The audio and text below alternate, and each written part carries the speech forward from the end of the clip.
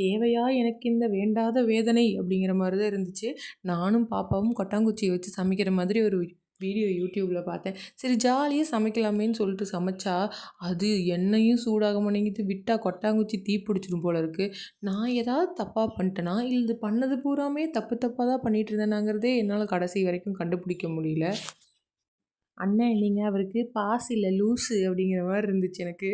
சுத்தமா ஒரு விறகே இல்லாம ஓலைய வச்சு வச்சே எரியறேன்னு சொல்லிட்டு ரூ. 150க்கு சூடமும் 3 டப்பா தீப்பெட்டியும் காலியானது தான் மிச்சம். கடைசியில செஞ்சு முடிக்கிறதுக்குள்ள பாவம் அவரே டென்ஷன் ஆயிட்டாருங்கிற மாரி பாப்பா செம கடுப்பாயிடு. "அம்மா பசிக்குதும்மா எப்பம்மா சாப்பாடு போடுவ?" அப்படின்னு சொல்லிட்டே இருந்தா. கொண்ட கொள்கை தான் எனக்கு பெருசு. நான் சமைச்சே தான் தீருவேன் அப்படின்னு மனசுக்குள்ள ஒரு நெருப்பு பத்த வச்சுட்டு சமைச்சே தீருவேன்னு சொல்லி பார்த்தா, என் நெருப்பு அணைய மாட்டேங்குது. ஆனா பத்த வச்ச நெருப்பு அமஞ்சு அமஞ்சு போயிட்டே இருந்துச்சு. பக்கத்துல தென்னை மரம் இருந்துச்சு. அதில இருக்கிற பாலைய போய் எடுத்துட்டு வந்து ஒரு வழியா கொதியே வந்துருச்சு.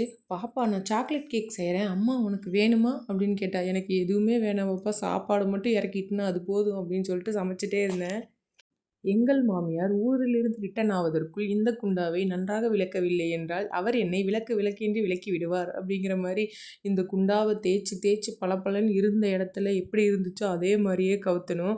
அது வேற எனக்கு ஒரு பக்கம் மனசு பிராண்டுது. எப்படியோ ஒரு வழியா செஞ்சு முடிச்சுட்டேன். அவ பாருங்க பாட்டில ஒடுக்கிட்டு அதுக்குள்ள தண்ணி மொந்து ஊத்தி, அவ பண்ற ரகள இருக்கே ரகள. ஒரு வழியா எப்படியோ சாப்பாடுக்கு நெய்யும் ஊத்தி ஃபினிஷிங் மோடுக்கு வந்தாச்சு. வீட அழகா சுத்தம் பண்ணி வச்சிருக்கிறப்பல வீட்டு பக்கம் ஒரு சனம் எட்டி பார்க்க மாட்டாங்க. கேவலமா நாய் கூட குறுக்க போகாதுங்கிற மாரி வச்சிருக்கும்போது தான் யாராச்சும் வருவாங்க. இன்னைக்கு அப்படிதான் வச்சிருந்தேன். ஒரு ரிலேட்டிவ் வேற வந்துட்டாங்க. ஒரு வழியா அவங்க கண்ல அந்த அசிங்கம்லாம் படாம காப்பாத்தியாச்சு. பாப்பாவும் சாப்பாடு சூப்பர் அப்படின்ட்டா. எனக்கு குமுதா ஹேப்பி என்னாச்சு அப்படிங்கிற மாரி இவ்வளோ நேரம் பண்ண வேலைக்கு பாப்பா சூப்பரா இருக்குன்னு சொல்லி சாப்பிட்டது கொஞ்சம் சாட்டிஸ்ஃபேக்ஷனா இருந்துச்சு. அவள தூங்க வைக்கிறதுக்குள்ள நான் படுற பாடு இருக்கே! தேங்க்ஸ் ஃபார் வாட்சிங். பாய். இன்னொரு வீடியோல பார்க்கலாம்.